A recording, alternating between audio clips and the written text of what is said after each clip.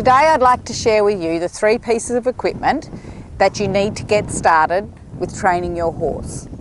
And by the end of this video you'll know what they are and you'll have some basic ideas of why you need them and how to actually use them. They don't need to be fancy, you just need to be practical with them and get started. They will help you do so many things with your horse, you will be amazed.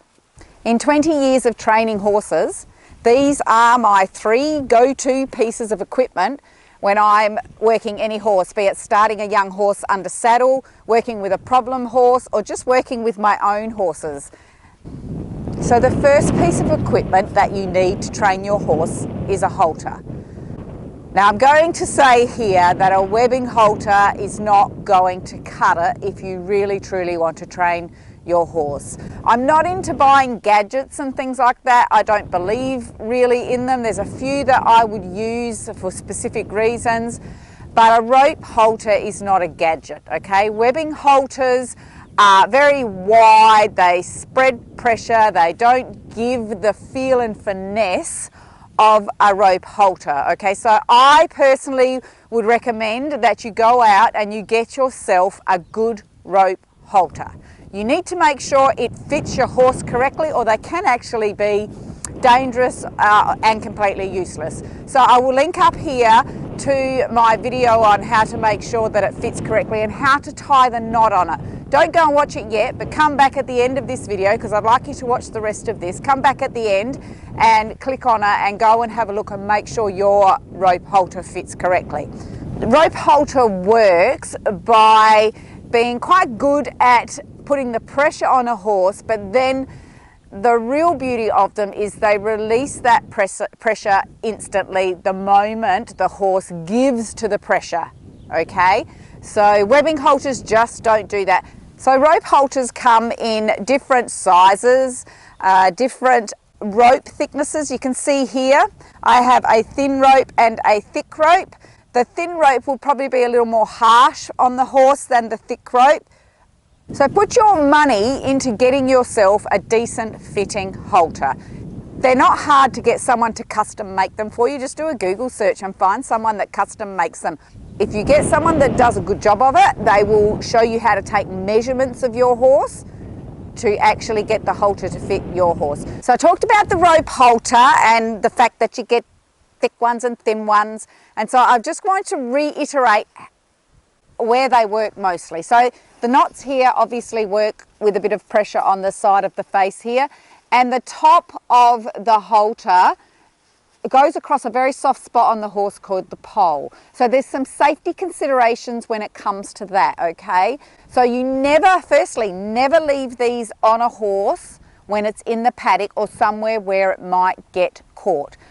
Rope halters won't break, so make sure they're never left on a horse unattended, okay? Horses can absolutely do themselves some injury, particularly up at the pole there when they pull back against these. So that's the other thing, other safety consideration. Do not tie your horse up hard tied with a rope halter unless you have trained it correctly to be tied up. I train all of mine to be hard tied, and it's done with actually a thick strap to spread the pressure if they pull back. And before you ever do that, you teach the horse it should give to pressure like that, slight pressure, so that basically when he goes back, hits the end of the rope, he should give it. If he sits back and gives an almighty pull and he's got a rope halter on, you're going to injure your horse. The next thing I'd like to talk about is ropes. It is another thing that I would actually spend the money and get a decent rope. There are things in horse training that you can cut corners on, but your rope halter and your rope are 2 things that I don't think you should. You need to get the best that you can, and there is a reason for that. Training ropes come in a couple of lengths, 12 foot, 14 foot, and usually 22, 24 foot. This one's a 12-foot one. This is spiders. I like mine to have a little popper on the bottom of them.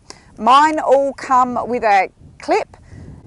A lot of people like to have the ones that actually stay on the halter and don't come off, and there's a good reason for that. You start shaking your rope around your horse and this is under his chin, it's pretty heavy and it's going to clunk. I don't actually use that technique with my horses.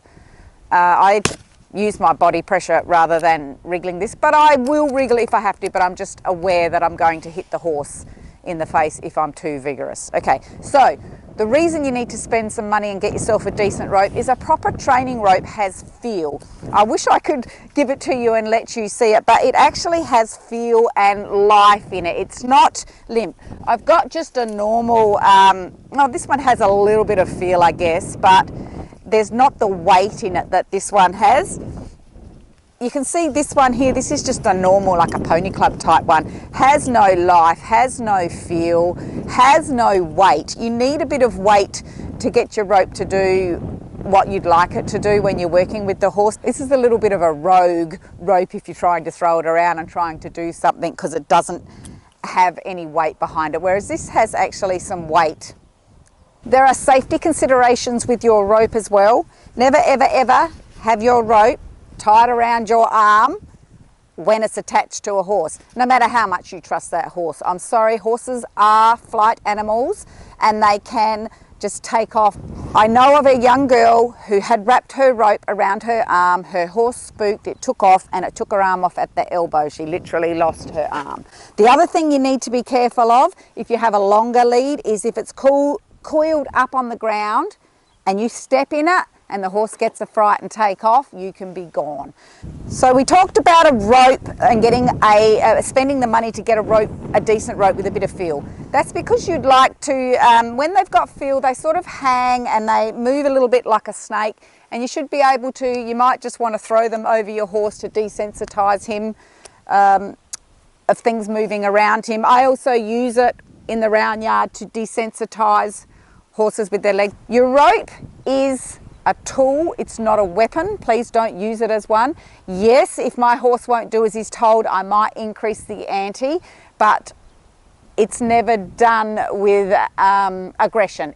You can also use your rope as a noise desensitization. He's noise sensitive. He may do something. He's been in the paddock for 12 months with an injury. He's just coming back into work. But this is another thing you can do. So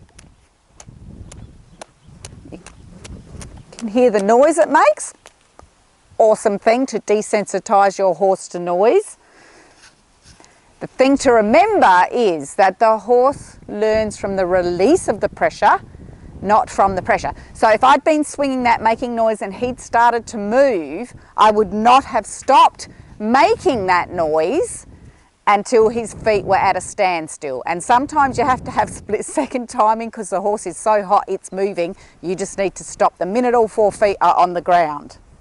Another safety consideration when you're working with a long lead is to try to get your horse used to it being on the ground around him.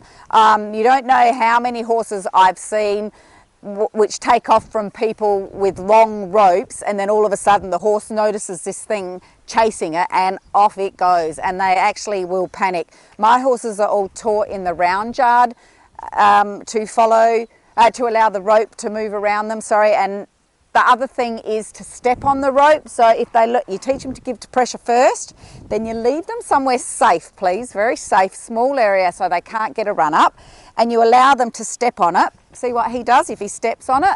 And I tell you, the amount of times I've dropped my reins and my horse has gone and stepped on him and everybody's gone, because they all think he's gonna, because you see them, they go, horses hit their rein, they snap it and then they take off. Spider just gives and I go in and pick the reins up. I don't have any broken reins.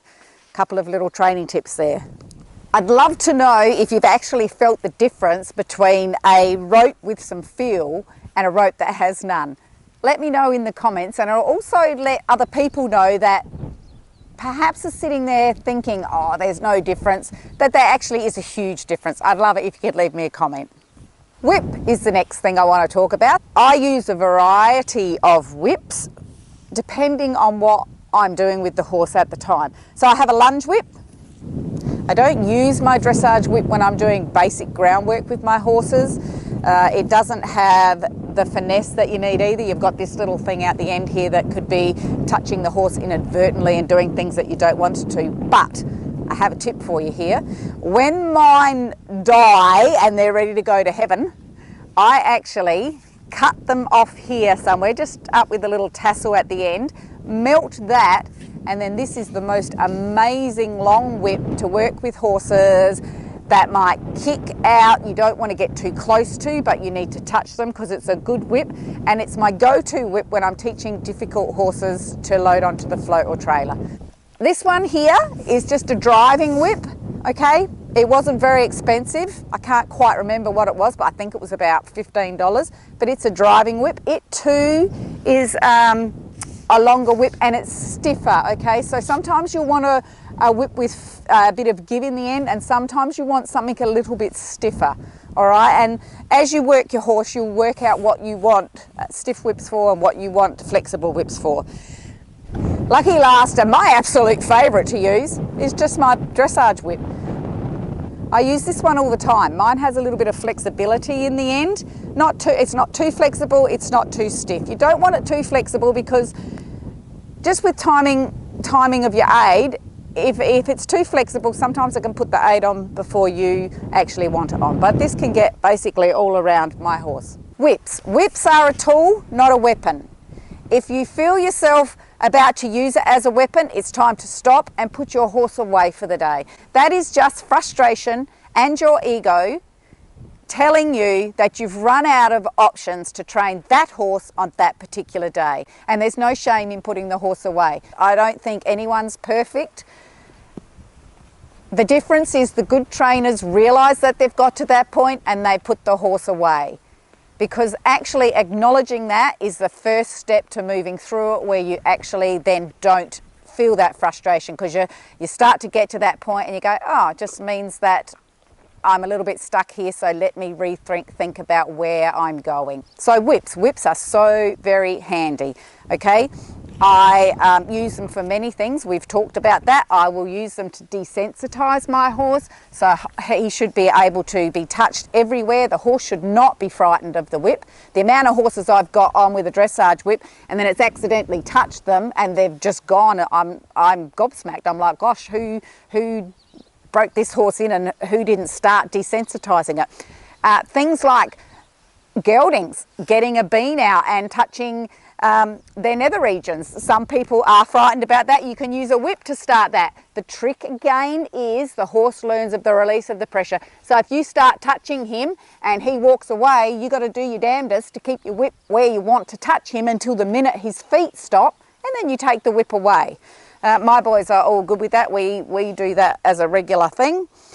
You can actually set your bubble distance. I have a bubble around me. I think of it like that, so the horses aren't allowed into my bubble, and I can, if I'm walking somewhere with a horse that's a bit pushy, I will actually walk with my whip doing this so that they stay back behind where I want them to be. When I'm doing groundwork exercises with the horse, and I'm all about accuracy, I will actually use my whip to draw in the sand, something perhaps you didn't think. If I'm doing a clock face exercise, I will draw my clock face.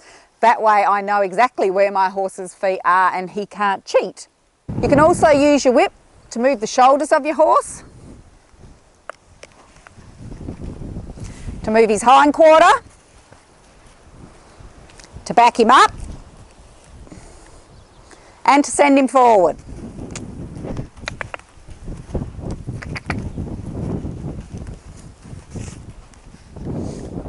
So whips, very important piece of equipment, a very important tool.